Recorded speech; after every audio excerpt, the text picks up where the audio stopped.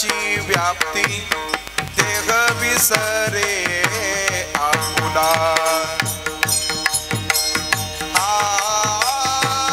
देह विसरे आपुला मातेची आती ते अवघे बाळकाची व्यक्ती देह विसरे आपुला आपुला देह विसरे आपुला मातेची चित्ती अवघी बाळकाची व्याप्ती देह विसरे आपुला आपुला जवळी घेतासी न गेला अवघी बाळकाची व्यक्ती देह विसरे आपुला जवळ घेताशी न गेला दावी प्रेम भावे आणि अंगावरी चढते दावी प्रेम भावे आणि अंगावरी चढते तुका संता पुढे पायी ठोमे लाले कोडे तुका संता पुढे पायी झोपे कोडे तुका संता पुढे पायी ठोमे लाले कोडे देह विसरे आपुला ओ जवळी घेतासी न गेला तुका संता पुढे पायी झोपे लाडे कोडे देह विसरे आपुला जवळ घेताशी न गेला विठोबा रखुमार हरी जय जय डोंबर कुमार विठोबा रखुमार विठोबार कुमार रखुमार विठोबार कुमार विठोबार कुमार रखुमार कुमार विठोबार कुमार विठोबार कुमार विठोबार कुमार विठोबार कुमार विठोबार कुमार हरि जय जय हरि जय जय जय जय जय जय जय जय विठोबार कुमार जय जय जय जय जय जय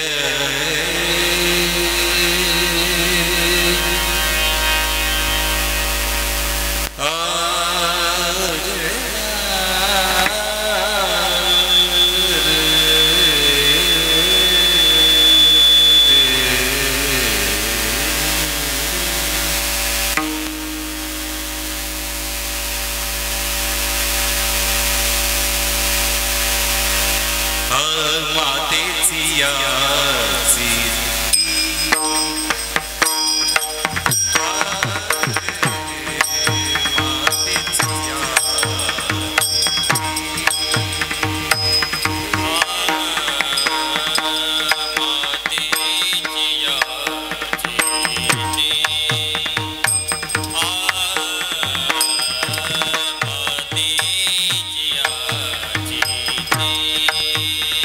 हरे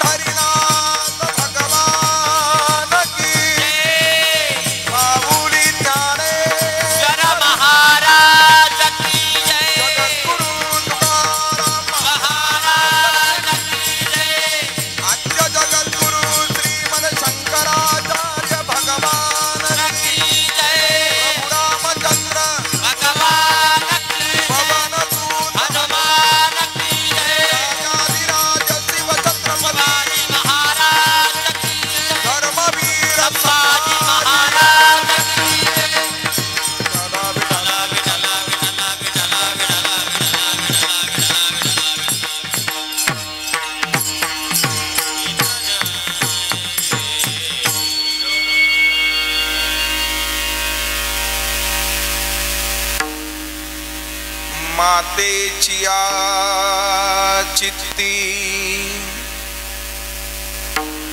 अवघी बाळकाची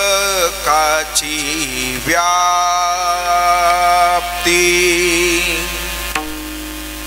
देह विसरे आपुला जवळी घेता सीन गेला दावी प्रेम भाते आणि अंगावरी चढते देह विसरे आपुला जवळी घेता सीन गेला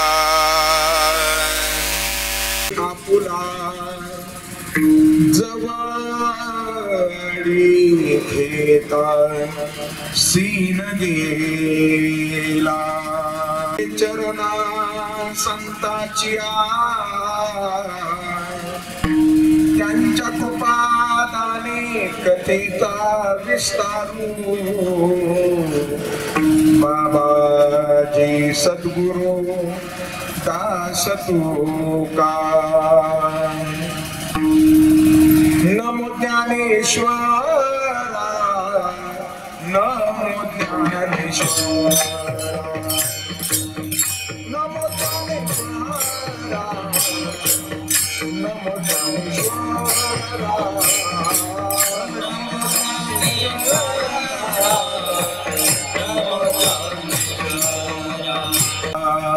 सीना गेला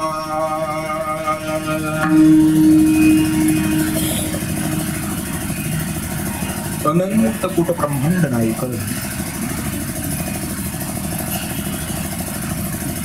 कारण करून आलो अखिल गुणनिधान जगत आधार रुक्मिणी प्राण संजीवन किनारात श्री पंढरीश पांडुरंग परमात्मा तथा भगवंताच्या निश्चिमनुकंपेनं सुश्रे परिवाराच्या वतीनं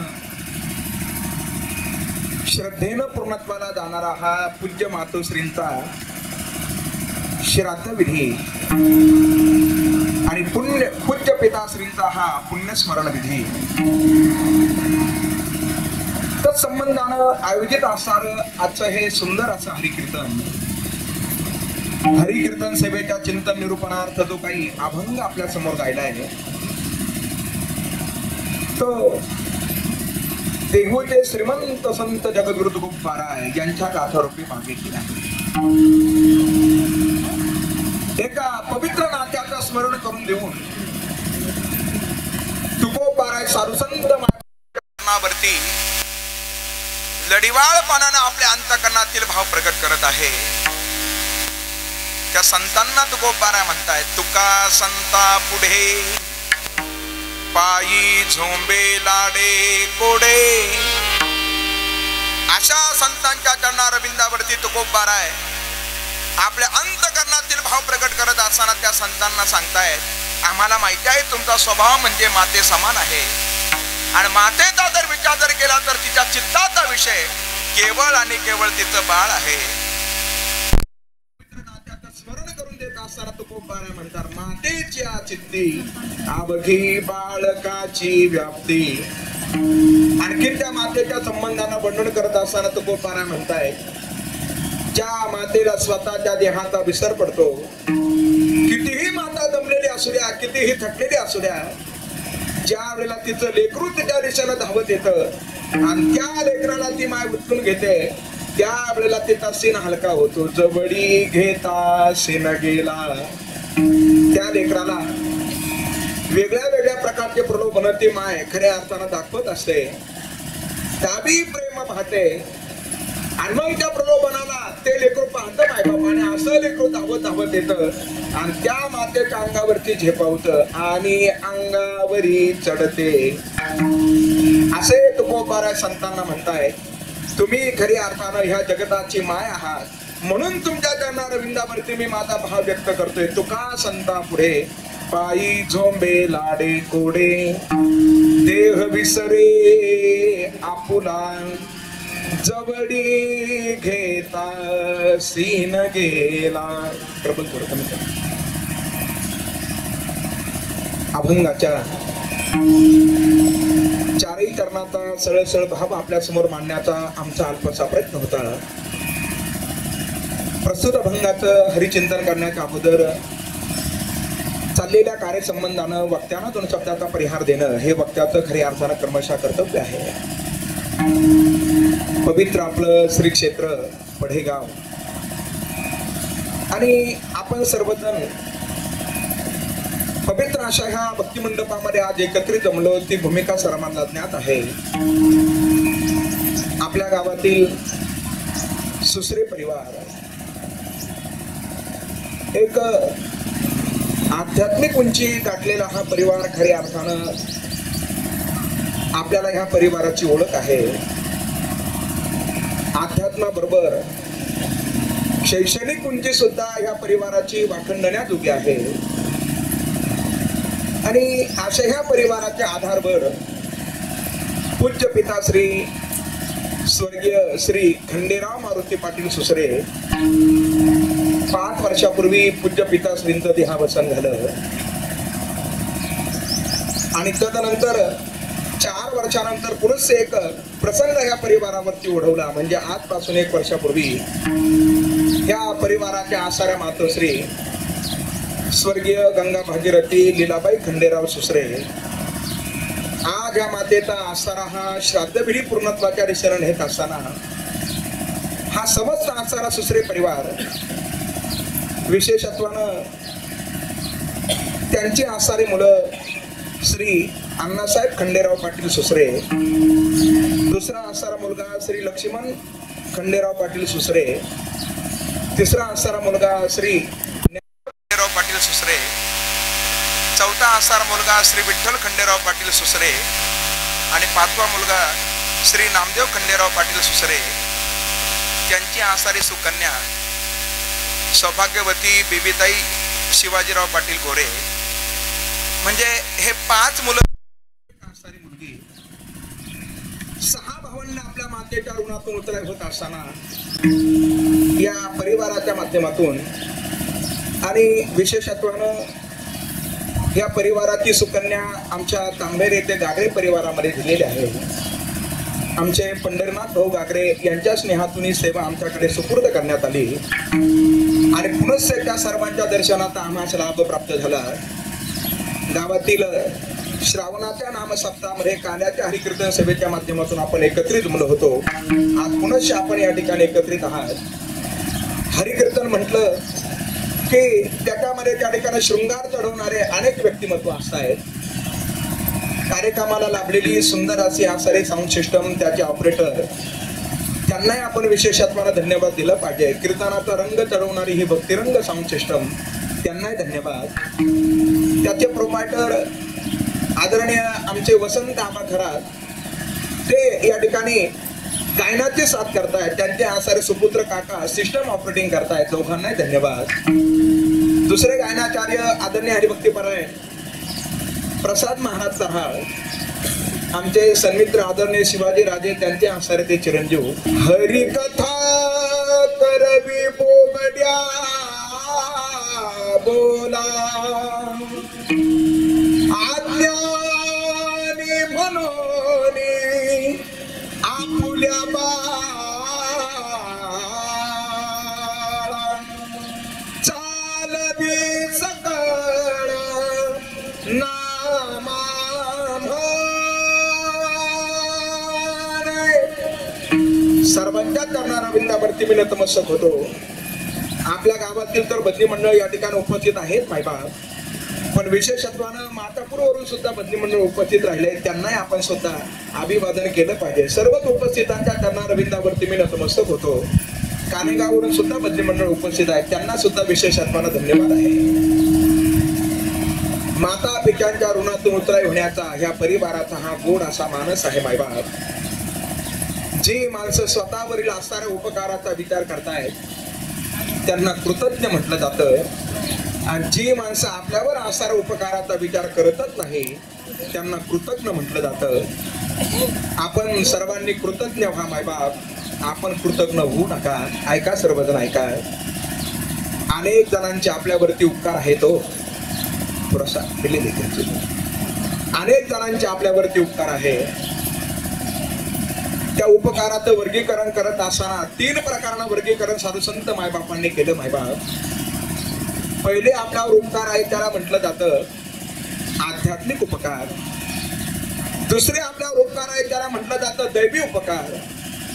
आणि तिसऱ्या क्रमांकाचे आपल्यावरती जे उपकार आहे त्याला म्हटलं जातं भौतिक उपकार. सर्वांनी लक्षात ठेवा आणि सर्वांनी सर्वांगाचे कान करून हरिकीर्तन ऐका. मायबाप, जे सर्वांगाचे कान करून भगवंताचं हरिकीर्तन श्रवण करताय, हा जगात अनेक त्या व्यक्तिमत्वावरती प्रसन्न होतो आणि प्रसन्न झालेला भगवंत त्याच्या चित्तामध्ये वास्तव्याला जातो. महाराज, माझ्या मनाचं नाही, जिनके श्रवण समुद्र समान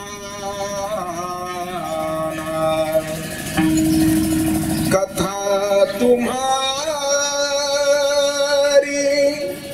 सुभग सरिना.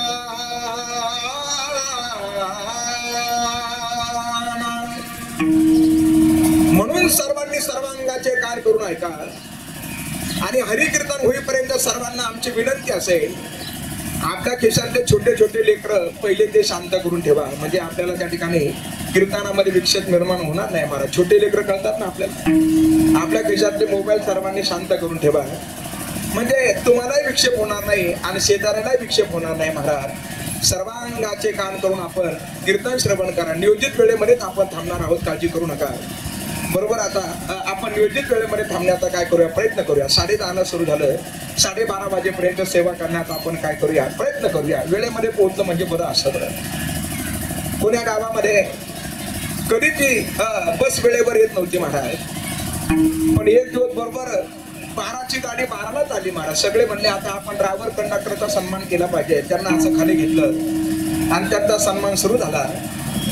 असं त्यांच्या गळ्यामध्ये त्या ठिकाणी शाल टाकली होती, हार टाकला होता, त्यांच्या हातामध्ये पुष्पगुच्छ दिला होता. कुणीतरी तेवढ्या वेळामध्ये नारळ आणलं, नारळ दिलं महाराज. आणि त्या ड्रायव्हर कंडक्टरचा सन्मान झाल्यानंतर ते ड्रायव्हर कंडक्टर म्हणले तुम्ही आमचा सन्मान केला, पण हा कशामुळे केला आम्हाला जरा समजलं पाहिजे. आणि मग समग्र ग्रामस्थ म्हणू लागले, हे बघा, आतापर्यंत आमच्या गावचा इतिहास आहे, आतापर्यंत केव्हाच गाडी वेळेवर आली नाही, पण आज बरोबर 12ची गाडी 12 झाली म्हणून तुमचा हा सन्मान आहे. आणि मग ड्रायव्हर म्हणले तुमचा घोटाळा झाला. घोटाळा झाला म्हणे, काय घोटाळा झाला? ही गाडी कालच्या 12ची होती, आजच्या 12 झाली. आपला काय तितकाचा घोटाळा होणार नाही महाराज. फक्त सर्वांनी सर्वांगाचे कान करून ऐका, सर्वांनी ऐका. 3 प्रकारचे मी उपकार आपल्या समोर मांडलेले आहे. पहिले उपकार आहे आध्यात्मिक उपकार, दुसरे उपकार आहे दैवी उपकार, आणि तिसरे जे उपकार आहे त्याला म्हटलं जातं भौतिक उपकार. आध्यात्मिक उपकार आपल्यावरती आहेत महाराज. कुणाचे आहे? आपल्यावरती आध्यात्मिक उपकार आहे भगवंताचे, आणि आपल्यावरती आध्यात्मिक उपकार आहे संतांचे महाराज. हे सर्वांनी आपल्या स्मरणामध्ये ठेवा. कोणी एकाला नास्तिकवादी म्हणेल देवानं मला दिलं काय, अरे काय दिलं नाही करायचं आता विचार करा मायबा. भगवंतानं आपल्याला भरपूर काही दिलं ना, भरपूर दिलं. हे सगळं दिलं ना भगवंतानं. विशेष जन्माला 2 गोष्टी आपल्याला दिल्या मायबा. जेने हा जीव दिला दान, जग जीवन नारायण, दयाचे करीन चिंतन, गुण गाईन दया.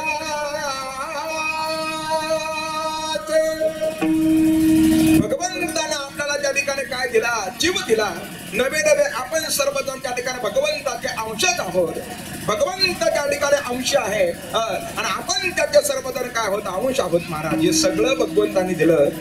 आणखीन भगवंतानं दिलं ना महाराज. काय दिलं? देवी दिला देह भजन गोमाता,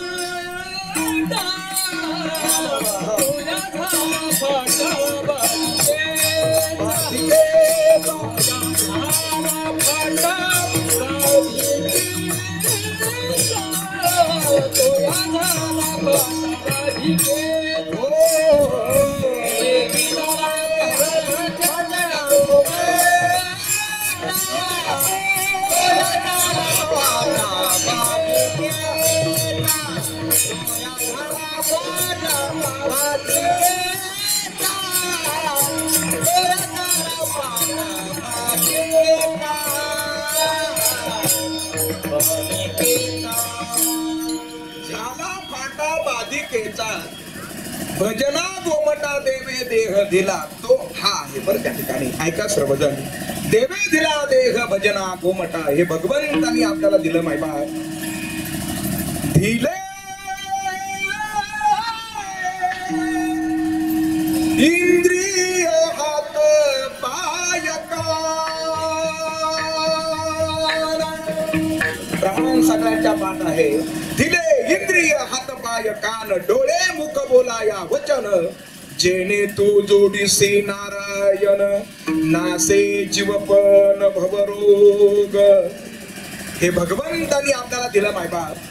त्या भगवंताच्या ऋणातून जर उतराय व्हायचं असेल ना, फक्त एकच करा, त्याचं चिंतन करा. खाता पिता उठता बसता त्याचं स्मरण करा मायबा. पण आपण करतो का स्मरण? करतो का स्मरण? नाही करत महाराज. आपण त्याचं स्मरण करत नाही. जे करत असेल ते मोठे भाग्यवान आहे मायबा. त्याचं स्मरण करा, त्याचं चिंतन करा. निश्चित स्वरूपाने त्याच्या ऋणातून उतराय होण्याचा तो काय मानस आहे. पण आपल्याला विसर पडला महाराज. पडला ना विसर? बऱ्याच गोष्टीचा आपल्याला विसर पडला महाराज. पडलाय विसर, बऱ्याच गोष्टीचा विसर पडला. कबीरदास महाराज सर्वांना म्हणतात, त्याला जीवनामध्ये उत्कर्ष करायचा, त्यानं दोन गोष्टी जीवनामध्ये स्मरणामध्ये ठेवा बरं. तो बातों को मत भूलना, जो चाहे कल्याण. कल्याण म्हणजे भिवंडी जवळ नाही बरं महाराज. कल्याण म्हणजे उत्कर्ष. अरे दो बातों को मत भूलना, जो चाहे कल्याण. नारायण एक मोत को तुझे श्री भगवान.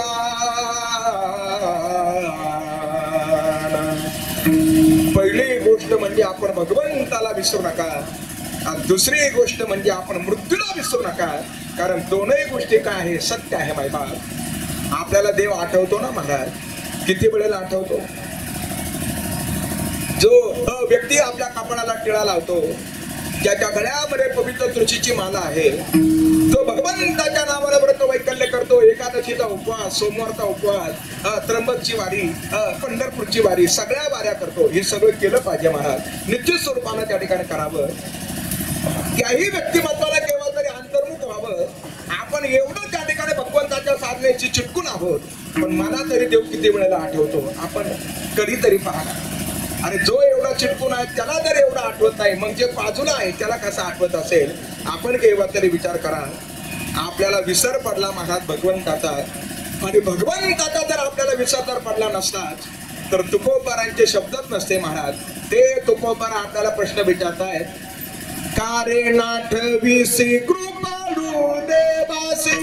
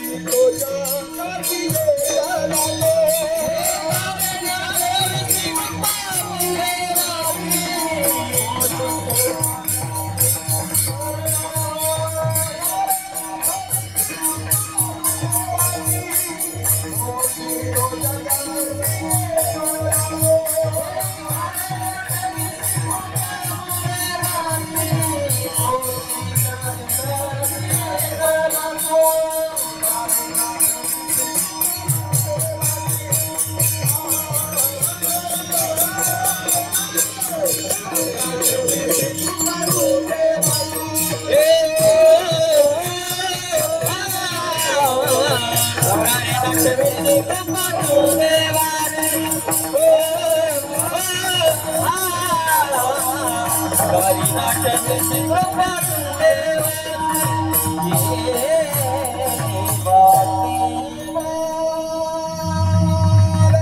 भगवान की. किमान इथं बसल्यावर तरी जय म्हणा. प्रभु रामचंद्र भगवान की जय. कारे नाठविसी कृपाळू देवासी. पहिला विसर पडला आपल्याला मायबाप, त्या कृपाळू भगवंताचा विसर पडला. तो फार कृपाळू आहे मायबाप, त्याच्यासारखा कृपाळू या जगाच्या पाठीवर दुसरा कोणी नाही. तुकोबारांचं प्रमाण फार सुंदर आहे, तो फार कृपाळू आहे. कीर्तनकारला तर गुळ देतोच महाराज, पण टाळकऱ्यांना सुद्धा गुळ देतो. हे त्याचा असणारा त्या ठिकाणी कृपाळू आहे, आहे त्या ठिकाणी तो फार कृपाळू आहे. ऐका सर्वजण ऐका, खाऊन घ्या आता. तो फार कृपाळू आहे महाराज, ऐका त्याचं प्रमाण ऐका, माझ्या मनाचं नाही बरं.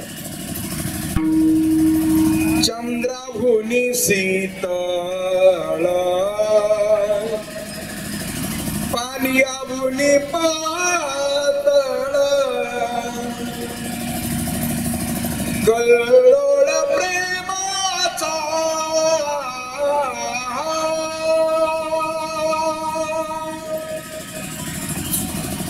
तू मागुली भुनी मया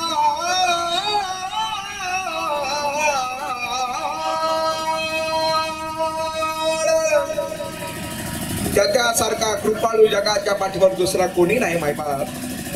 तो त्याच्यावरती कृपा करेल, त्याच्या जीवनातील संकटाची सुद्धा निवृत्ती होते. एक प्रसंग आम्ही मध्यंतरी ऐकला, फार आमच्या मनाला भावला महाराज. एक दृष्टांत आम्ही ऐकला, फार सुंदर आहे. आपण सर्वजण ऐका, कधीतरी कदाचित आपणही ऐकला असेल. त्या भगवंतानं कृपा केल्यानंतर संकटाची निवृत्ती कशी होते. कोण्या राजाला संतती होत नव्हती, बरं संतती होत नव्हती, आणि राजाला स्वतःच आता जीवन निरस वाटू लागलं. काय करावं असं राजाला वाटू लागलं. बरं या राजनगरीला कोणीतरी वारसदार पाहिजे असा राजाच्या मनामध्ये भाव होता. बरेच राजानं प्रयत्न केले महाराज, पण त्याच्या प्रयत्नाला फल येत नव्हतं. आणि असा उद्विग्न झालेला राजा, एक दिवसाचा प्रसंग असा घडला. तो उद्विग्न झालेला राजा, त्याला एक व्यक्तिमत्वानं विचारलं, राजे साहेब झालं काय. राजानं आपलं दुःख त्याच्या समोर व्यक्त केलं, आणि ते दुःख व्यक्त केल्यानंतर त्या व्यक्तिमत्वानं राजाला पर्याय सांगितला. म्हणे, राजे साहेब, पलीकडच्या गावामध्ये एक असा मांत्रिक आहे, तो काही जरी उपाय करेल आणि तुम्हाला संतती प्राप्तीचा मार्ग सुखरूप करेल. बरं राजाला पत्ता मिळाला महाराज, आणि असा राजा त्या तांत्रिकाच्या जवळ गेला.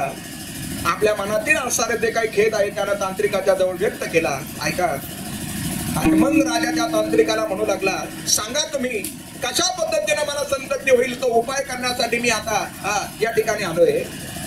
त्या तांत्रिकानं राजाला एक पर्याय दिला महाराज. काय पर्याय दिला ऐका ना. तो तांत्रिक म्हणला, राजे साहेब, तुम्हाला संतती व्हावी आता जर वाटत असेल तर तुम्ही एखादा मुलगा कोणाचा तरी घेऊन या, आणि ही माझी देवता तुम्हाला दिसेल. ह्या देवतेला तो मुलगा काय द्यावा लागेल, बळी द्यावा लागेल. त्याचं रक्त ज्या वेळेला ह्या देवतेला वाहिलं जाईल, त्यावेळेला ही प्रसन्न झालेली देवता तुम्हाला संतती देईल असं मला वाटतं. राजाला उपाय मिळाला होता महाराज, पण मुलगा कोण देईल राजा विचार करत होता. आणि असा राजा, त्याला एक गावामधला पत्ता मिळाला महाराज. त्याच्याकडे 5-6 मुलं आहे, पण त्याच्या घरी खाण्याची पंचायत आहे. राजा त्या व्यक्तीच्या घरी निघाला, पण मोकळ्या हाताने निघाला महाराज. धन घेतलं बरोबर, माणिक मोती हिरे सोनं नाणं, फार सुंदर सुंदर आभूषणं घेतले. त्या व्यक्तिमत्वाच्या घरी ठेवले, सुंदर उपहार आणले होते. त्या व्यक्तिमत्वानं राजाला विचारलं, राजे साहेब, हे सर्व तुम्ही घेऊन आलात माझ्या गरीबाच्या घरामध्ये, पण मी तुमची सेवा काय करू ते मला सांगा ना. काय नाही, फक्त तुझा एक मुलगा मला देऊन टाक. त्या राजानं मुलाची मागणी केल्याबरोबर त्या व्यक्तिमत्वानं विचारलं, मुलाचं कशासाठी तुम्हाला मुलगा पाहिजे. म्हणे, मला त्याचा बळी द्यायचा. क्षणभर त्या ठिकाणी ते वडील थांबले महाराज. त्या धनाकडे पाहत होते, सगळ्या आभूषणाकडे पाहत होते. आणि मनामध्ये विचार करत होते, आता जर मी राजाला जर नाही म्हणलं तर राजा ह्या मुलाला घेऊन गेल्याशिवाय राजा हे सर्वच्या सर्व धन पाठीमागं घेऊन गेल्याशिवाय राहणार नाही. त्यानं विचार केला, आहे आपलं लहान पोरग, काय त्यासारखा प्रवचनाचा छंद लागलाय, कुठे कीर्तन असलं का तिथे जाऊन बसतंय, तेवढा जातंय, आमच्या कुणी नव्हते आयचे ह्याची पिशे उपजले, असं त्याच्या मनामध्ये आलं. बरं, त्याचे विचार त्या ठिकाणी त्या कलेचे होते म्हणून त्यानं तसा विचार केला. त्या मुलाला आणलं महाराज, राजाच्या ताब्यात देऊन टाकलं आणि असा राजाच्या 5 वर्षाच्या मुलाला आपल्या सोबत घेऊन जाऊ लागला. राजे साहेब, तुम्ही कशासाठी मला घेऊन चालला, त्या लेकराचा प्रश्न आहे. मी तुला विकत घेतलं, हे सगळं दिसतंय का, हे तुझ्या मोबदल्यामध्ये मी तुझ्या वडिलांना देऊन टाकलं, तुझ्या माता पित्यांना हे सगळं दिलं आहे. बरं राजे साहेब, तुम्ही काय करणार हो माझं? तुझा बळी द्यायचा. बळी द्यायचा, ते बळी देणं म्हणजे काय असं मला जरा सांगा ना राजे साहेब. त्या मुलानं ज्या वेळेला विचारलं त्यावेळेला राजा सांगू लागला, म्हणे तुला न्यायचं, उंडक्यावरती तुझं मस्तक ठेवायचं आणि उंडक्यावरती मस्तक ठेवून तलवारीच्या माध्यमातून तुझं मस्तक धडापासून बाजूला करायचं आणि तुझं रक्त त्या देवतेला व्हायचं, जेणेकरून ती देवता प्रसन्न होईल आणि मला त्या प्रसन्नतेतून संतती प्राप्त होईल म्हणून तुला चालवलं. 5 वर्षाचं लेकरू थरथर थरथर थरथर कापू लागलं. म्हणजे राजे साहेब, तुम्ही मला मारणार? हो, तुला मारण्यासाठीच नेणार. त्या लेकरानं आपल्या जन्मदात्या माता पित्यांकडे पाहिलं महाराज, आणि जन्मदात्या माता पित्यांकडे पाहून ते लेकरू म्हणू लागलं, आई बाबा नका ना मला या राजाच्या ताब्यामध्ये देऊ, हा राजा मला मारणार आहे, माझा बळी देणार आहे. माता पिता खाली पाहत होते. प्रलोभनामुळं त्यांची आसारी बुद्धी आता फिरली होती महाराज. सगळं धन पाहत होते, सगळी संपत्ती पाहत होते. म्हणे आता इथून पुढल्या सगळ्या आपल्या 4-2 पिढ्या काय खाणार, बसून खाणार, फक्त एकच मुलगा जातो तो जाऊ द्या महाराज. आणि त्या मुलाला माता पित्याने नाही सोडवलं. शेजारी त्याचे सगळे बंधू उभे होते, त्यांना विनंती केली मला सोडवा, नाही सोडवलं. राजा त्या मुलाला घेऊन जाऊ लागला. मुलगा राजाच्या हातातून निसटण्याचा प्रयत्न करत होता, कोणीही त्याला मदतीला येत नव्हता महाराज. आणि असा राजा त्या मुलाला त्या देवतेच्या समोर घेऊन गेला. तांत्रिक राजाची वाटच पाहत होता महाराज, ज्याच्या हाताने बळी द्यायचा होता तोही त्या ठिकाणी उपस्थित होता. बळी देण्याचा टायमिंग निश्चित झाला होता, बरोबर 12 वाजता. 12ला 5 मिनिटं कमी होते महाराज. त्या लेकराला तिथपर्यंत नेलं आणि अशा लेकराला नेल्यानंतर त्याचे हातपाय बांधले. ज्याच्या हातानं बळी द्यायचा तो हातामध्ये तलवार घेऊन सज्ज आहे, असं मुलाचं मस्तक आता त्या ओंडक्यावरती ठेवलं आणि त्या तलवारीनं आता त्या मुलाचा शिरच्छेद करायचा. ते लेकरू सगळ्यांना म्हणत होतं, मारू नका हो मला, मारू नका. कोणाला मृत्यू वाटतो का मला? नाही असं वाटत. ते लेकरू सगळ्यांना म्हणत होतं, मारू नका, मारू नका. पण ऐका, पुढे प्रकार असा घडला. काय प्रसंग घडला? ते लेकरू आता विनंती करून सुद्धा त्याला कोणी सोडत नव्हतं ना.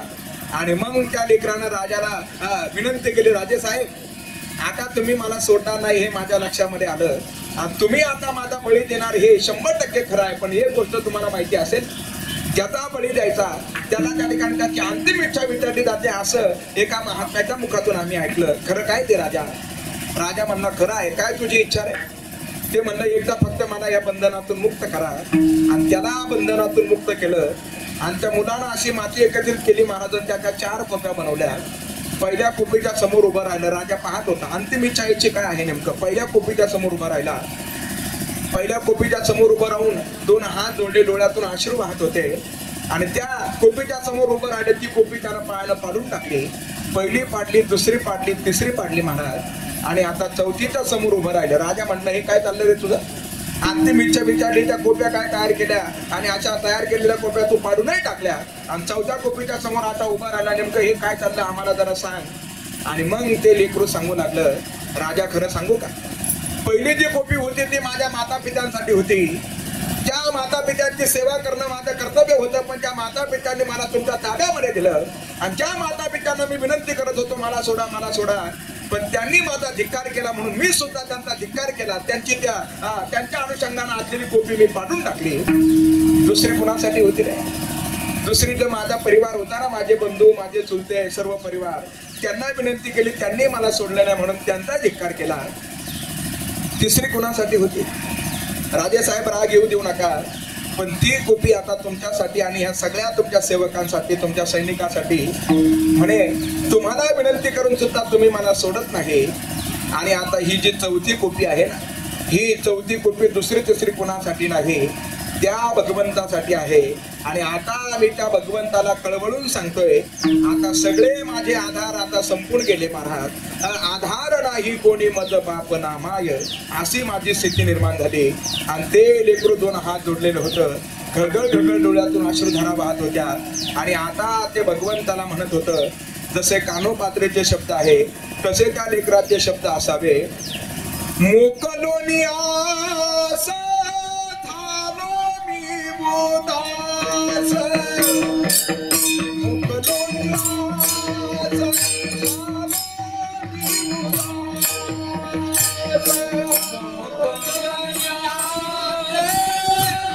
थालो मी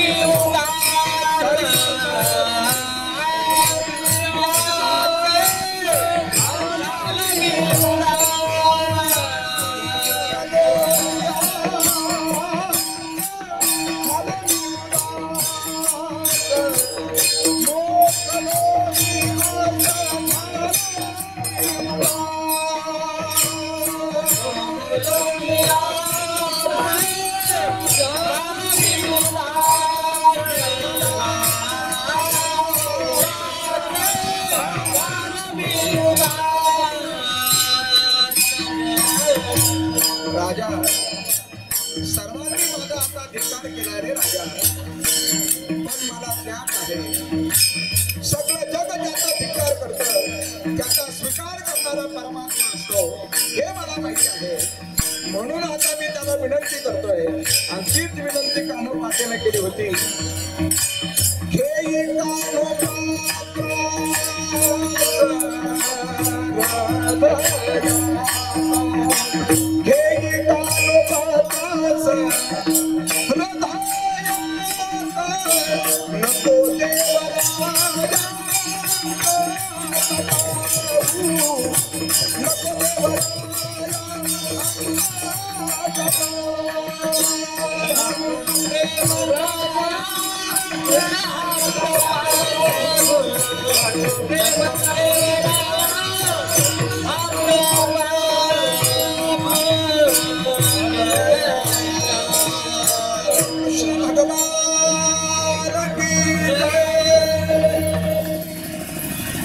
मोकलोनी आस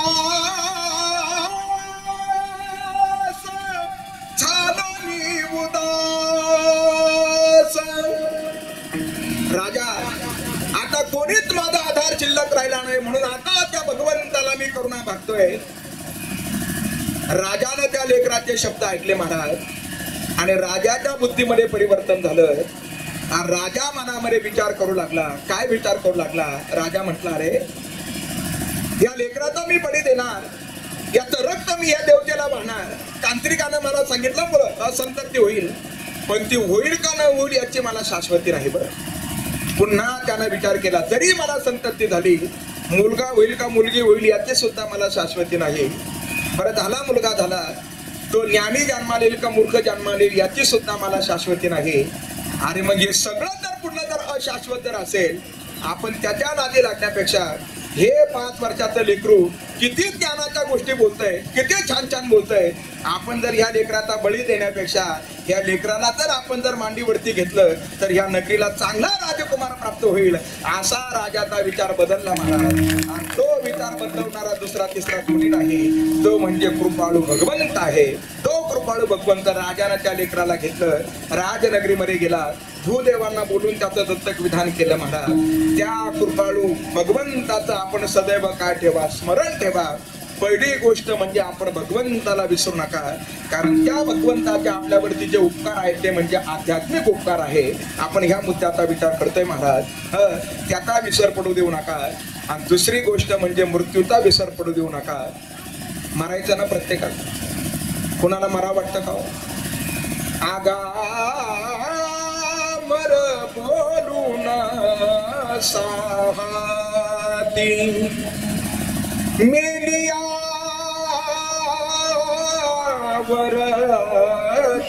रडती. कुणालाच मरावं वाटत नाही, पण सत्याचा स्वीकार करा. काय आहे सत्य? येथे उर नाही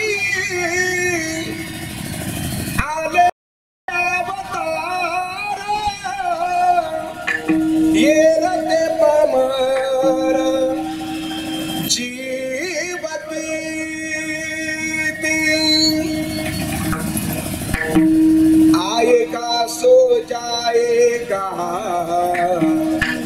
राजा रंग फकीर कोई सिंहासन चल चढ़ारे कोई बांधे जंजीर. प्रत्येकाचं थांबणं निश्चित आहे. चला, म्हणून प्रत्येकानं पहिली गोष्ट म्हणजे आपण भगवंताला विसरू नका. आणि त्याच्यामध्ये आपण थोडासा पोट प्रकार पाहिला. आपण मृत्यूला विसरू नका. भगवंताचे आपल्यावरती उपकार आहे त्याला म्हटलं जातं आध्यात्मिक उपकार. हे भगवंताने आपल्याला दिलं महाराज.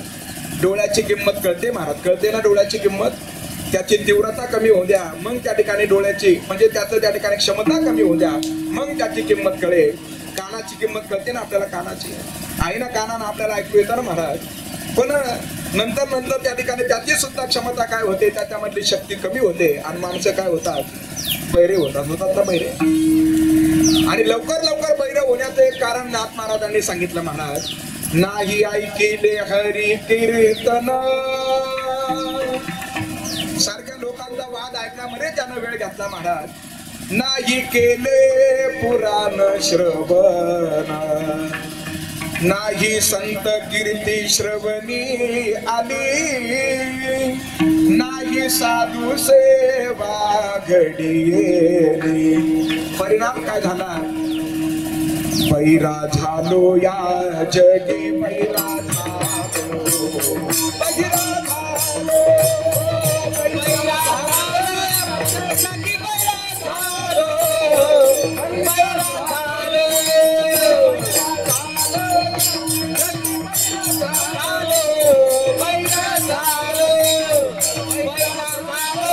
झालो,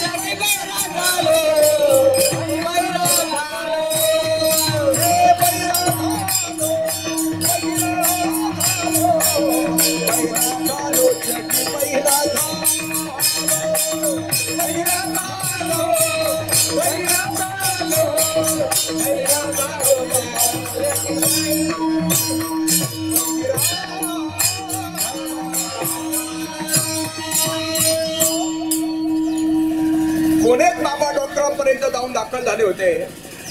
डॉक्टर साहेब, आमच्या म्हातारीला जरा ऐकायला कमी झालं, काही तुम्ही गोळ्या औषध असले तर द्या. कुठं आहे म्हणे म्हातारी? म्हणे म्हातारी घरी आहे, घरी आहे. अहो, पेशंट घरी ठेवलं तुम्ही इथं औषधं न्यायला आले, कसं शक्य आहे?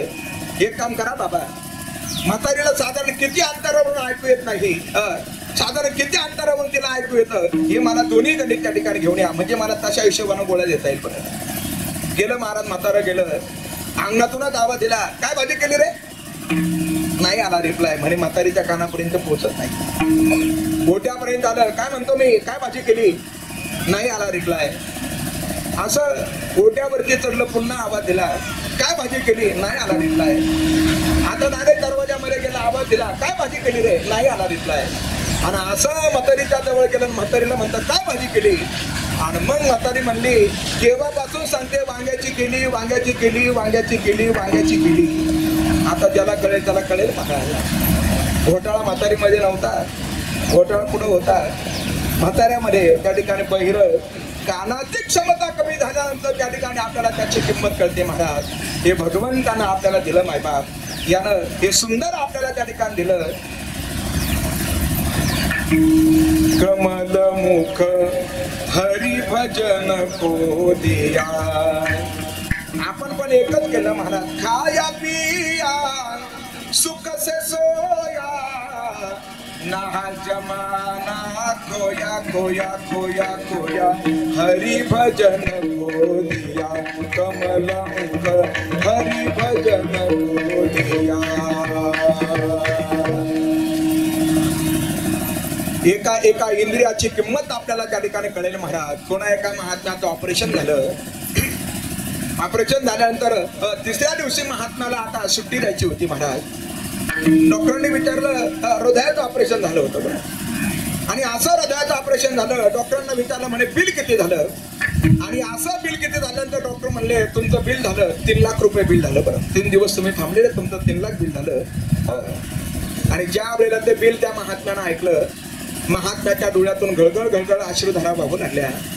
आणि अशा अश्रुधारा त्या ठिकाणी महात्म्याच्या सुरू झाल्यानंतर डॉक्टरांना वाटलं कदाचित आपण सांगितलेले बिल जास्त असावं, म्हणून महात्मा रडत असेल. बाबाजी आपल्याकडे तेवढी देण्याची क्षमता नसेल तर आम्ही कमी करतो. नाही नाही, तुमचे 3 लाख आहे, 3 लाख मी तुम्हाला त्या ठिकाणी देतो. मग रडता काय?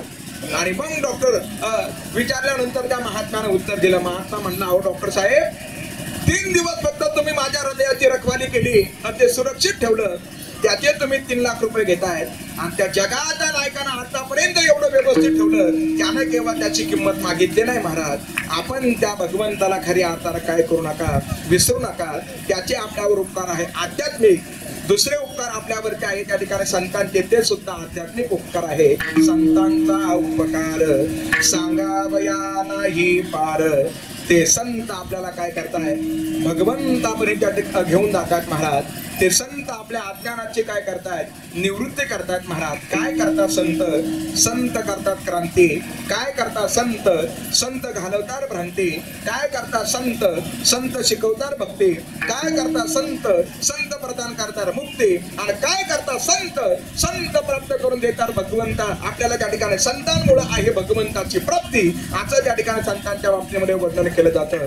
आणि अशा संतांच्या जवळ खऱ्या आता जगद्गुरु तुकोबाराय जाऊन दाखल झालेले आहे. आपल्याला अभंगाचा विचार त्या ठिकाणी करायचा महाराज. तुकोबाराच्या संतांच्या जवळ गेले. कुणाला म्हणावं संत? आणखी संत शब्दाची व्याख्या ऐका. ज्याची वृत्ती झाली संत त्यांना म्हणावं संत. त्याच्या पुढे ऐका, आपला अंत होईपर्यंत केवळ आणि केवळ जगताच्या हिताचा जे विचार करतात त्याला म्हणावं संत. आणखीन रामायणामध्ये फार सुंदर भाव आला महाराज त्या ठिकाणी. संत कुणाला म्हणावं? संत शब्द जर आपण डोळ्यासमोर जर आणला तर सच्या डोक्यावरती काय आहे? सच्या डोक्यावरती काय आहे? अनुस्वार आहे महाराज. दिसताना टिंबासारखा दिसतो, पण व्याकरणाच्या भाषेमध्ये त्याला काय म्हणतात? अनुस्वार म्हणतात. असं सच्या डोक्यावरला जर अनुस्वार काढून जर आपण बाजूला जर ठेवला तर खाली काय शिल्लक राहायचं? सत. काय शिल्लक राहायचं? सत. ज्याच्या जीवनामध्ये केवळ आणि केवळ सत्याचं आचरण आहे. बरं, ज्यानं केवळ आणि केवळ सत्याचा स्वीकार केला. गोस्वामीजींचे शब्द रामायणामध्ये फार सुंदर आहे. धर्म न दुसरा सत्य समान,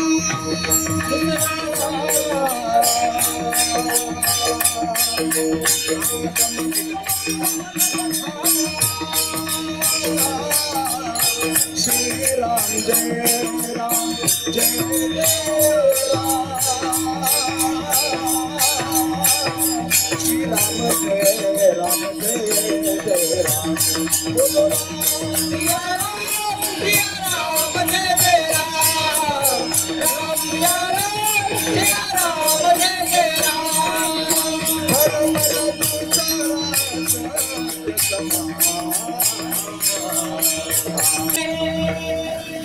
धर्म न दुसरा सत्य समान,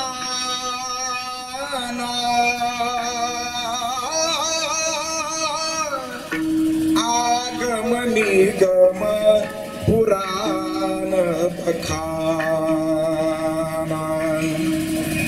ज्यांनी जीवनामध्ये सत्यरूपी धर्माचा स्वीकार केला मायबाप, आणि अशा सत्यरूपी धर्माबरोबर ज्यांच्या जीवनामध्ये भगवंताचा भक्तिरूपी अनुस्वार आहे, आणि तो भक्तिरूपी अनुस्वार जर आता सच्या डोक्यावरती जर ठेवला तर त्याच्यापासून शब्द तयार होतो संत. असे आता त्या ठिकाणी संत, ते संत आपल्याला त्या ठिकाणी उद्धाराचा मार्ग सांगतात महाराज.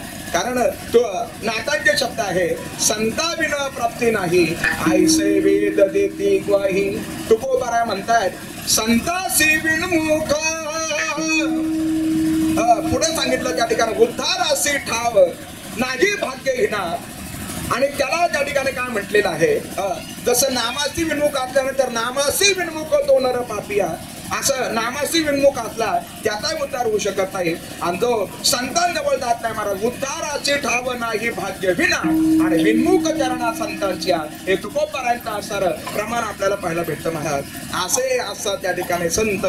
आणि तुकोबाराय त्या संतांच्या जवळ त्या ठिकाणी गेले मायबाप. गेले तुकोबाराय, डोक्याला बांधलेलं पागोट, कपाळाला सुंदर असा गोपीचंद टिळा, चेहऱ्यावरती असणारी प्रसन्नता, गळ्यामध्ये पवित्र तुळशीची माला, आणि त्याच गळ्यामध्ये सुंदर असा स्वर प्राप्त करून देणारा विना मायबाप. आणि अशा तुकोबाने परिधान केलेली बगलबंदी, दूत वस्त्र तुकोबाने परिधान केलेलं, एका हातामध्ये असणारी चिपळी, आणि भगवंताचं चिंतन करत जगद्गुरु तुकोबारा निघाले महाराज.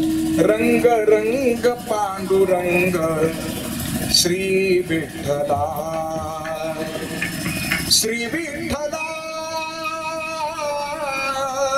श्री विठ्ठला पांडुरंग पांडुरंग श्री विठ्ठला. आणि इतक्यामध्ये तुकोबांना संत भेटले महाराज. सनक सनंदन सनातन आणि सुजान ते म्हणजे त्या ठिकाणी सनकाधिक संत आहेत. तुम्ही सनकाधिक संत मनविता कृपावंत एवढा करा उपकार सांगा देवा नमस्कार. आणि अशा संतांच्या त्या नारविंदावरती तुकोबारायण तमस्तक होत आहेत. आणि लढीवाळपणानं भाव व्यक्त करत असताना तो कसा व्यक्त केला तो महाराजांनी वर्णन केला अभंगाच्या 4थ्या चरणामध्ये. तुका संत पुढे तुका संत पुढे तुका संत पुढे तुका संत पुढे तुका संत पुढे पुढे संत पुढे तुका संत पुढे तुका संत पुढे तुका संत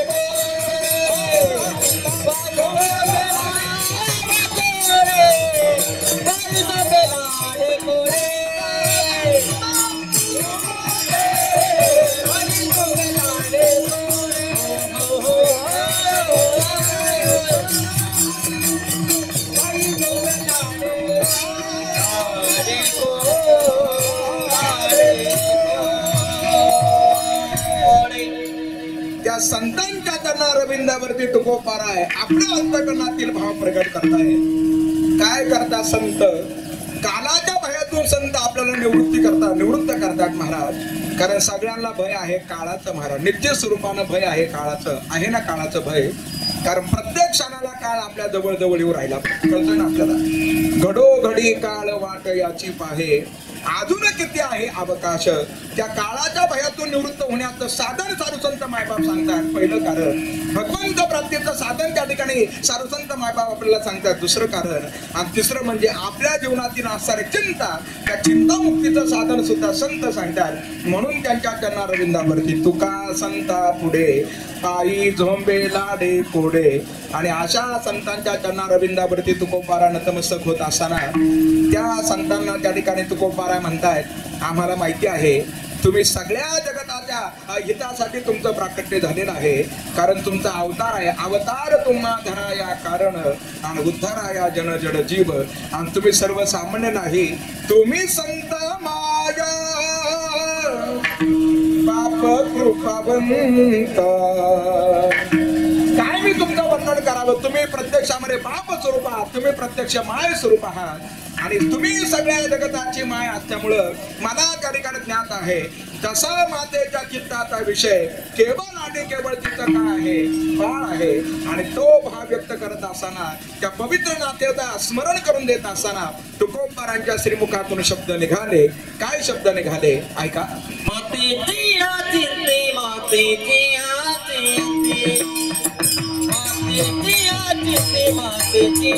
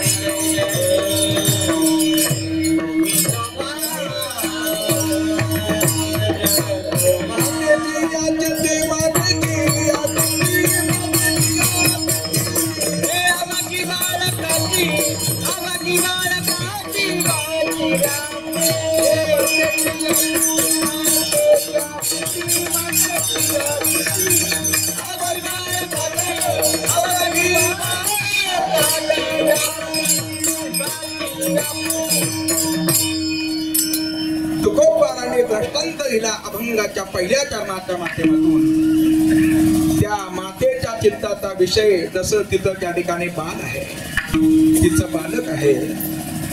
जरी ती माता पुढं शेतामध्ये काम करण्यासाठी जरी गेली आणि तिचं लेकरू जर घरी जर असलं तरी सुद्धा शेतामध्ये काम करते मायबा पण चित्ताचा विषय तिचं बाळक आहे. बरं ऐकता ना आपण सर्वजण ऐका त्यांच्या चित्ताचा विषय मृदंगाचार्य आणि हार्मोनियम वादक राहिले म्हणून तिथपर्यंत आले. तुम्ही माझ्याकडे लक्ष द्या.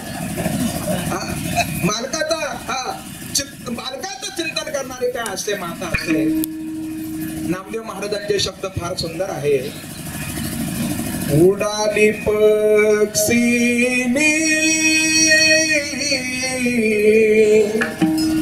गेली अंतराळी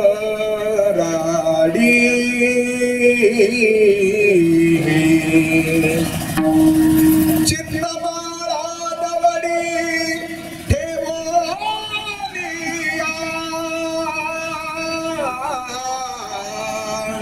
चित्त बाळा दवडी ठेवोनिया. 1 वर्षापूर्वी हे 5 मुलं आणि 1 असणारी मुलगी या 6 भावंडाची माता थांबली महाराज. त्या माऊलीचे असणारे जे नातू असेल त्यांची त्या ठिकाणी प्रेम करणारी आजी थांबली. पण जरी वर्षापूर्वी आई थांबलेली असली आज जरी ती माता आपल्याला दिसत नसली पण ज्या ठिकाणी ती माता असेल त्या ठिकाणी तिच्या चित्ताचा विषय केवळ आणि केवळ तिचे बाळच आहे महाराज. तोही दृष्टांत कमी पडला असा म्हणून नामदेव महाराजांनी आणखीन एक दृष्टांत दिला. धेनुचा रे राणी बसासे घरी चित्त बसावरी ठेवणी. रानामध्ये चालणाऱ्या गोमातेच्या चित्ताचा विषय जसं घरी असलेलं तिथं वासरू आहे तसं मातेच्या चित्ताचा विषय तिथं बालक आहे महाराज. म्हणून मातेची चित्ती अवघी बालकाची व्याप्ती आहे तोपर्यंत त्यात लेकराचं चिंतन करणे याच्यामध्ये डबल नाही मायबाप. गेल्यानंतर सुद्धा आपल्या लेकराचं चिंतन करणारं पात्र मातेत असतं. आणि मृत्यूच्या शेवटच्या क्षणाला सुद्धा माय विचार करते, आपल्या लेकराचाच विचार करते. वेळ माझी संपली, पण मी एक प्रसंग तुमच्या स्मरणामध्ये आणून देतो. भागवतामध्ये नारदजींचं चरित्र फार सुंदर आलं बरं, फार सुंदर आलं.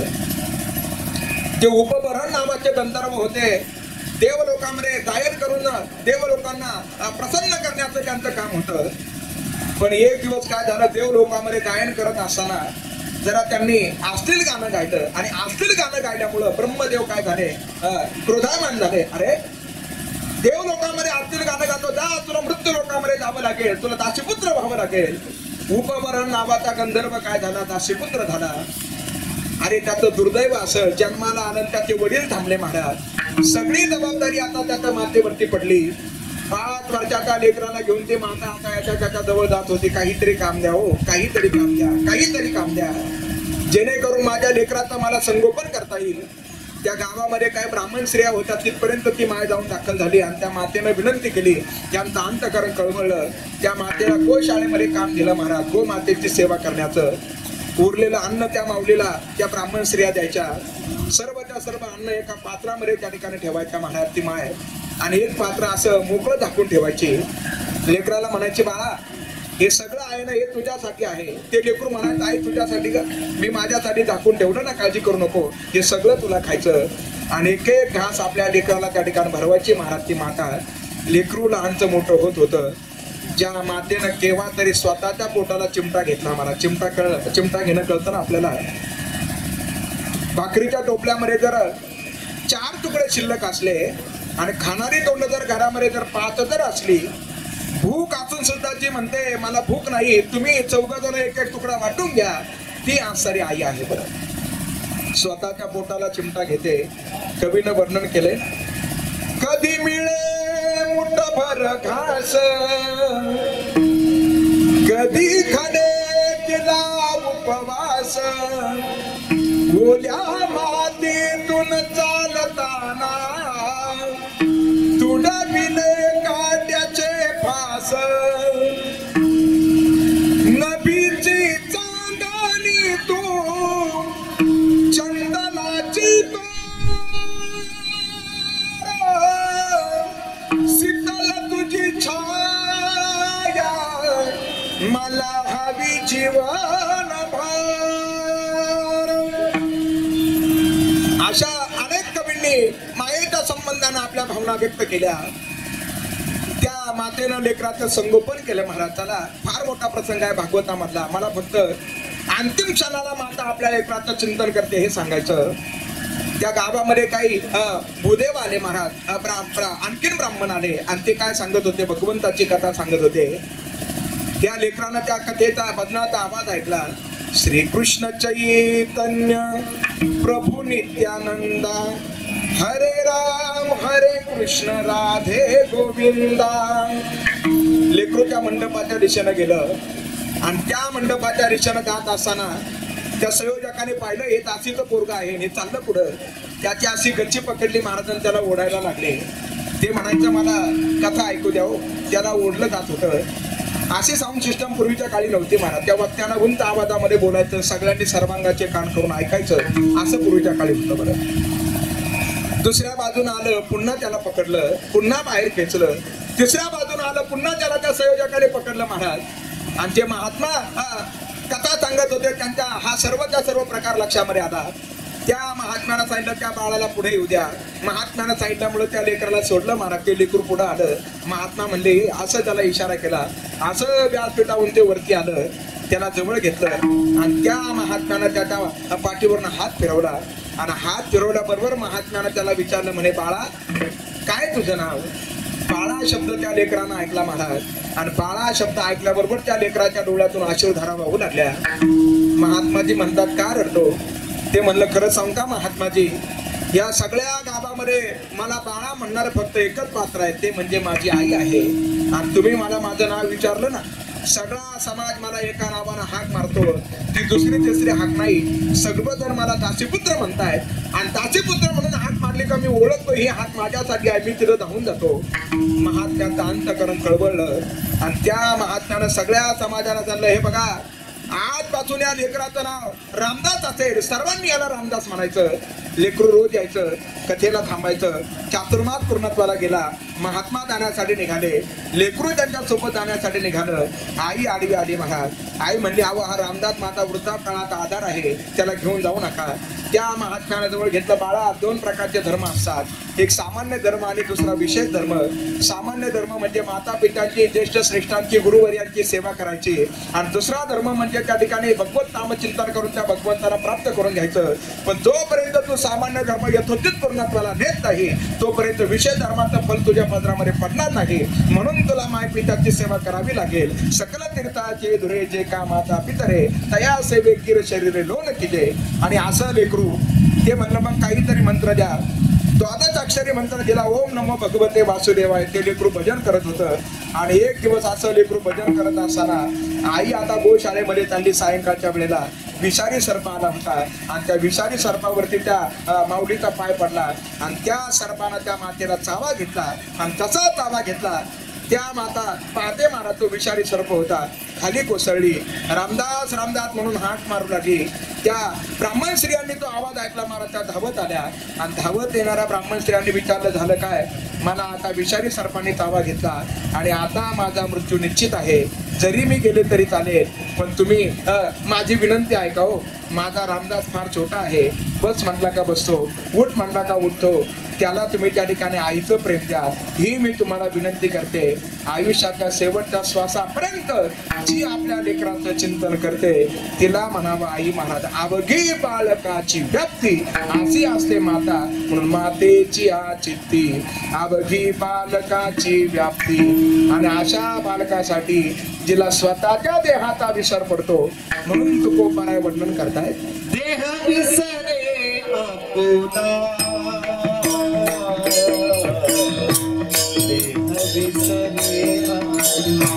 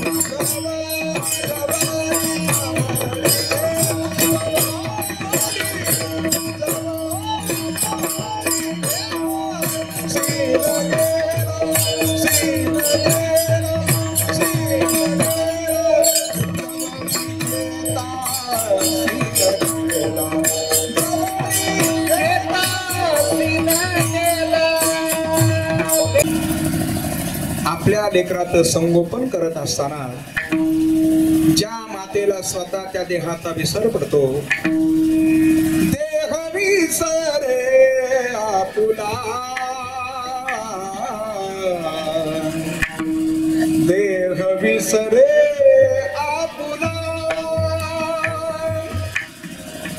असं खऱ्या अर्थानं प्रेम मातेचं असतं मायबाळ. आणि अशी माता त्या लेकराला वेगळ्या वेगळ्या प्रकारचे प्रलोभन दाखवते. काय प्रलोभन दाखवते? दावी प्रेम भाते आणि मग ते लेकरू धावत येतं महाराज आणि अंगावरी चढते, देह विसरे आपुला, जवळी घेता सिन गेला. अशी माता गेल्यानंतर पावला पावलाला खऱ्या अर्थानं त्या मातेची काय येते आठवण येते मायबाप. सर्वजण ऐका. रात्रीत आम्ही एक 2-3 ओळीचा त्या ठिकाणी भाव असणारा एक प्रसंग होता, तो आम्ही वाचला. कोणी एका जंगलामध्ये त्या ठिकाणी एक जण असं वाद्य वाजवायचं. बरं, वाद्य वाजवायचा, फार सुंदर वाद्य वाजवायचा महाराज. ती सुद्धा काय एक वाद्य वाजवण्याची सुद्धा कला आहे. अक्षय महाराज किती सुंदर या ठिकाणी मृदंग वाजवतात, ही सुद्धा काय आहे त्यांची कला आहे. इकडे गायनाचार्य प्रसाद महाराज असेल, सर्व त्या ठिकाणी गायनाचार्य यांनी किती सुंदर गायलं, ही सुद्धा काय आहे कला आहे महाराज. हार्मोनियम वाजवण्याची सुद्धा कला आहे. इथं उभं राहून बोलण्याची सुद्धा एक प्रकारची काय आहे कलाच आहे. काही बोलतात महाराज, फार सुंदर बोलतात बरं. काही जण, एक जण एवढं बोललं फारच बोललं महाराज. 2 तास बोललं आणि असं 2 तास बोललं महाराज. आणि 2 तास बोलल्यानंतर त्यांचा सन्मान सुद्धा झाला. बोलले होते ना ते, म्हणून त्यांचा काय झाला सन्मान झाला. सर्वजण ऐका. असा सन्मान झाला. 2 तास बोलल्यानंतर तो वक्ता खाली बसला आणि खाली बसल्यानंतर त्या वक्त्यानं सगळ्या समाजाला विचारलं, म्हणे 2 तास मी बोलत होतो, या 2 तासातलं नेमकं कोणतं वाक्य तुम्हाला आवडलं ते आम्हाला जरा सांगा ना, म्हणजे आमच्या लक्षात राहील. त्यानं प्रश्न विचारला आणि मग समोरच्या असणारे त्या ठिकाणी सर्व जे प्रेक्षक होते ते त्यांना म्हणू लागले, तिथं कारण सभा होती ना महाराज, ते सगळे म्हणू लागले, तुम्ही जे 2 तास बोलले त्याच्यामधलं एक वाक्य आम्हाला फार आवडलं. म्हणे कोणतं आवडलं लवकर सांगा ना. नाही म्हणे फारच आम्हाला आवडलं. म्हणे लवकर सांगा, 12:40 झाले, लवकर सांगा कोणतं वाक्य आवडलं. आणि मग असं त्यानं वाक्य सांगितलं. ते म्हणलं तुम्ही जे 2 तास बोलले ना त्याच्यामधलं एकच वाक्य आम्हाला आवडलं. तुम्ही नाही म्हणले का एवढं बोलून मी माझं भाषण संपवतो, आम्हाला एवढंच आवडलं, दुसरं काय नाही आवडलं. ते सुद्धा काय आहे बोलण्याची सुद्धा त्या ठिकाणी काय कला आहे महाराज. सर्वजण ऐका. आणि असं वाद्य वाजवत होतं. एक हरण रोज येत होतं आणि हरण त्या वाद्यवाल्याचं वाद्य ऐकायचं महाराज. गळगळ त्याच्या डोळ्यातून अश्रुधारा व्हायच्या. वाद्य बंद झालं का ते निघून जायचं. दुसऱ्या दिवशी पुन्हा घरी यायचं. पुन्हा ते वाद्य ऐकताना त्याच्या डोळ्यातून भाव निर्माण व्हायचा, अश्रुधारा व्हायच्या. असं दिवस चाललं आणि एक दिवस त्या मातकाला वाटलं माझ्या या वाद्यामुळे त्याच्या मनामध्ये भाव निर्माण होत असेल. आणि त्या हरणाला प्रश्न विचारला, काय रडतोयस तू? आणि त्यावेळेला त्या हरणाच्या माणसानं उत्तर दिलं, सर्वजण ऐका. ते हरण म्हणू लागलं, हे तुम्ही जे वाद्य वाजवतायत ना, या वाद्याला जे चर्म वापरलेलं आहे, ते चर्म जे वापरलेलं आहे, चर्म दुसरं तिसरं कोणाचं नाही. ते चर्म माझी जी माता आहे ना, त्या मातेच्या असणाऱ्या चर्मापासून हे तुमचं वाद्य बनवलेलं आहे. आणि ज्या वेळेला तुम्ही ते वाद्य वाजवताय त्यावेळेला मला माझ्या मातेनं हाक मारली की काय, असा त्या ठिकाणी आवाज माझ्या कानावरती येतो आणि म्हणून मी इथपर्यंत त्या ठिकाणी येतो महाराज. हे प्रेम खऱ्या अर्थानं कुणाचं असं, मातेचं असं. अनेक प्रसंग मला तुमच्या समोर सांगता येतील, पण आता आपली वेळ संपून गेलेली आहे. म्हणून 1 वर्षापूर्वी ज्या माऊलीचं खऱ्या अर्थानं काय झालं, देहावसन झालं. या सुसरे परिवाराच्या असणाऱ्या मातोश्री, स्वर्गीय मातोश्री गंगा भागीरथी लीलाबाई खंडेराव सुसरे, 1 वर्षापूर्वी या माऊलीचं देहावसन झालं. आणि 5 वर्षापूर्वी या परिवाराच्या असणाऱ्या पूज्य पिताश्री स्वर्गीय श्रीयुत असणारे खंडेराव मारुती पाटील सुसरे, त्यांचं देहावसन झालं. खरं तर फार सुंदर व्यक्तिमत्व होतं. हे मंदिर आपल्याला या ठिकाणी सुंदर दिसतंय. त्यांनी स्वतः हे मंदिर बांधलं महाराज, फार सुंदर बांधलं. ती सुद्धा त्यांच्याकडे काय होती, कला होती. आणि मंदिर आहे, पण केवळ मंदिर नाही महाराज. आपण मंदिरं पाहतो, अनेक मंदिरं पाहतो, पण गरुडावरती मंदिर असणं ही एक विशेष असणारी गोष्ट आहे महाराज. फार सुंदर या ठिकाणी त्यांनी गरुडावरती मंदिराची निर्मिती केली. असं सुंदर व्यक्तिमत्व जे 5 वर्षापूर्वी थांबलं. आणि तत्पश्चात असणारा समस्त सुसरे परिवार, त्यामध्ये त्यांचे असणारे 5ही मुलं, ज्यामध्ये असणारा अण्णासाहेब खंडेराव सुसरे, दुसरा असणारा मुलगा लक्ष्मण खंडेराव सुसरे, तिसरा असणारा मुलगा ज्ञानदेव खंडेराव सुसरे, चौथा असणारा मुलगा विठ्ठल खंडेराव सुसरे आणि 5वा असणारा त्यांचा मुलगा नामदेव खंडेराव सुसरे. आणि त्यांची असणारे सुकन्या सौभाग्यवती बिबिताई शिवाजी गोरे. या 6ही भावंडांना खऱ्या अर्थानं जो वियोग झाला तो म्हणजे आपल्या माता पित्यांचा वियोग झाला. म्हणून जीवनामध्ये आपण त्या ठिकाणी आपल्यावरती असणाऱ्या ऋणाचा विचार करा. संतांच्या ऋणाचा विचार आपण केला ते आध्यात्मिक ऋण आहे. आपल्यावरती दैवी ऋण आहे, झाड आपल्याला सावली देत आहेत, हे आपल्याला दैवी ऋण आहे. आणि आपल्यावरती जे भौतिक ऋण आहे ते म्हणजे जन्मदात्या माता पित्यांचे आहे. त्यांची आहे तोपर्यंत सेवा करा आणि गेल्यानंतर त्यांची सेवा म्हणजे त्यांची उत्तरक्रिया आपण निकोप पद्धतीनं पार पाडा. त्यांना विसरू नका. म्हणून पूर्वी एका कवीनं वर्णन केलं होतं, विसरू नको रे आई बापाला झिजविली त्यांनी काया, धरुणी तुझ्या शिरावर धरली सुखाची छाया रे वेड्या, मिळणार नाही पुन्हा आई बापाची माया, तुझं मिळेल बंगला माडी, शेत जमीन मोटार गाडी, आई बाप मिळणार नाही ही जाण राहू दे थोडी, वृद्धपणीच्या आई बापाला लावस भीक मागाया रे वेड्या, मिळणार सगळं मिळेल पण ते प्रेम मिळणार नाही महाराज. आहे तोपर्यंत त्यांची सेवा करा आणि गेल्यानंतर त्याचं स्मरण करा. 3 वेळेला स्मरण करा. एक स्मरण करा अक्षय तृतीयेच्या वेळेला, दुसरं स्मरण करा पितृपक्षामध्ये आणि तिसरं स्मरण करा ज्या तिथेला ते माता पिता थांबले त्या तिथेला. म्हणून ते औचित्य साधून सुसरे परिवाराच्या वतीनं हा विधी संपन्नतेच्या दिशेने नेत असताना केलेलं या ठिकाणी हरिकीर्तन सभेचं आयोजन होतं. हरिकीर्तन सभेच्या माध्यमातून जे काही पुण्य संपादन झालं असेल ते सर्वच्या सर्व पुण्य आपण ह्या माता पित्यांच्या चरणारविंदावरती काय करूया, समर्पित करूया. फार सुंदर या ठिकाणी हरिकीर्तन सभेचं आयोजन करत असताना सुंदर गायनाचार्य महाराज श्री या ठिकाणी उपस्थित होते. परिसरातील गावातून आलेले सर्व भजनी मंडळ या ठिकाणी उपस्थित होतं आणि त्यांच्या ऋणातून उतराई होत असताना त्यांचा यथोचित सन्मान या परिवाराच्या वतीनं खऱ्या अर्थानं संपन्न झालेला आहे. पुनश्च एकदा या परिवाराला आपण धन्यवाद देऊया आणि आजची असणारी हरिकीर्तन सेवा भगवत यांनी समर्पित करूया. आमच्याकडे ही जबाबदारी दिली होती, तुमच्या समोर उभं राहून बोलावा आमचा एवढा अधिकार नाहीत महाराज, पण आम्ही या व्यासपीठावरती जे उभे राहिलो त्या पाठीमागे असणारा जो आशीर्वाद आहे संत कवी महिपती महाराजांचा कृपा आशीर्वाद. आजही आपण महाराजांच्या जवळ या श्री क्षेत्र ताराबादला याल आणि आजही आपण श्रद्धेनं महाराजांच्या समाधीजवळ जर टाळी जर वाजवाल, आजही खऱ्या भगवत भक्ताला विण्याचा झंकार ऐकू येतो. असे संत कवी महिपती महाराज त्यांचा कृपा आशीर्वाद. गुरुवर्य प्रातस्मरणे भागवताचार्य कृष्ण कृपा अंकित, परमश्रद्धेय डॉक्टर विकास चंद्रजी महाराज मिसाळ तथा परमश्रद्धेय आदरणीय बाळकृष्णजी महाराज कांबळे, श्री क्षेत्र ताराबादकर त्यांचा कृपा आशीर्वाद, माझे माता पिता आणि सर्वांची तुमची कृपा दृष्टी या माध्यमातून सेवेचा प्रयत्न होता. आम्ही एकच केलं, फोडिले भांडार धान्याचा हा माल आणि तेथे मी हमाल भारवा हे विठ्ठल जय जय विठ्ठल. जय जय जय